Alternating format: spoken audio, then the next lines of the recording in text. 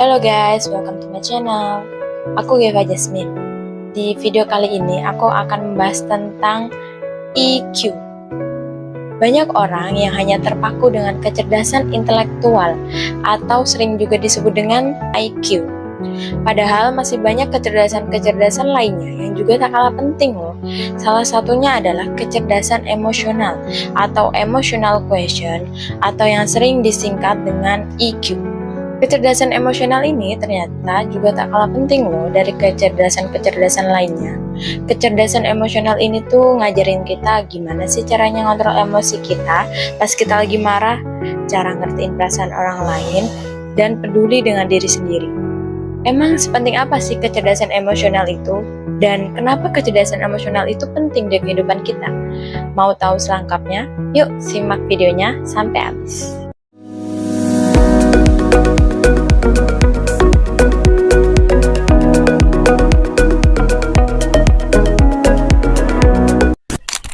Oke teman-teman, sebelum kita bahas tentang seberapa pentingnya sih EQ di dalam kehidupan kita itu, kita bakal bahas dulu tentang sebenarnya apa sih kecerdasan emosional? Oke, EQ atau emotional quotient adalah kemampuan seseorang untuk mengenali emosinya sendiri, mengelola emosinya dengan baik, memahami perasaan orang lain, menjalin hubungan sosial yang sehat, dan mengambil keputusan dengan mempertimbangkan emosi secara bijak. Intinya, EQ itu tentang gimana kita bersikap terhadap perasaan, baik perasaan kita sendiri maupun perasaan orang lain. Banyak orang yang sukses bukan karena IQ-nya tinggi, tapi karena EQ-nya luar biasa. Oke, kita lanjut 5 komponen utama EQ dari buku Daniel Goleman. Pertama, self-awareness atau kesadaran diri. Kamu tahu apa yang sedang kamu rasakan dan kamu sadar kenapa kamu merasa seperti itu. Contoh, kamu sadar kalau kamu iri saat lihat teman sukses. Kamu gak denial, tapi kamu pakai rasa iri itu sebagai motivasi untuk berkembang.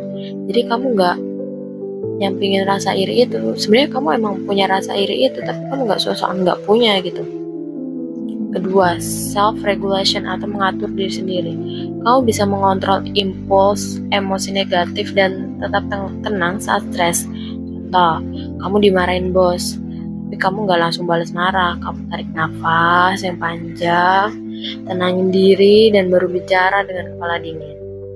Ketiga, motivasi internal. Kamu punya semangat dari dalam diri sendiri, bukan karena hadiah, pujian, atau tekanan dari luar. Jadi emang inisiatif dirimu sendiri. Contoh, kamu tetap belajar atau berkarya walau belum dapat pengakuan dari orang lain. Keempat, empati atau rasa peka terhadap orang lain. Kamu bisa memahami perasaan orang lain, bahkan tanpa mereka bilang apa-apa, kamu ngertiin mereka. Contoh, kamu sadar temanmu murung, kamu tanya kabarnya dan ngasih ruang buat dia cerita, bukan malah cuek. Kelima, social skills. Kecakapan sosial. Kamu bisa membangun hubungan yang sehat, komunikasi yang baik, dan menyelesaikan konflik dengan damai. Contohnya, kamu tahu kapan harus mendengarkan, kapan harus bicara, dan tahu cara ngajak kompromi saat ada perbedaan pendapat. Oke, sekarang kita bahas kenapa EQ itu penting. Bikin hidup lebih damai, gak dikuasai emosi. Bikin hubungan lebih sehat, minim konflik. Bikin kamu tangguh di masa sulit.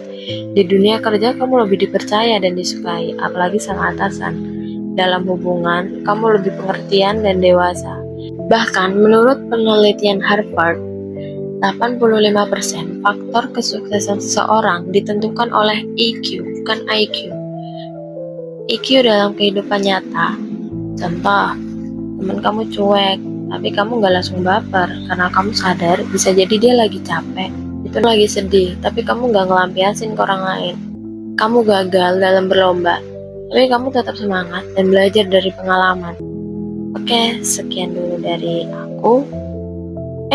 Bentar dulu, aku mau nanya nih. Pernah gak sih kamu tuh ngerasa emosi, kamu ngacuin hubungan sama orang lain?